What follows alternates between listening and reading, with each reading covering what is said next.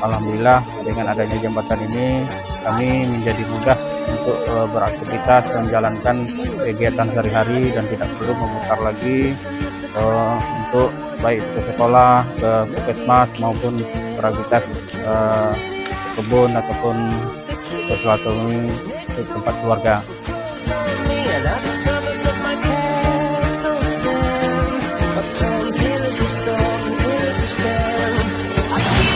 Terima kasih Bapak Kapolri, Bapak Presiden, dan Bapak Kapolda karena telah merenovasi jembatan Suwak Makmur ini.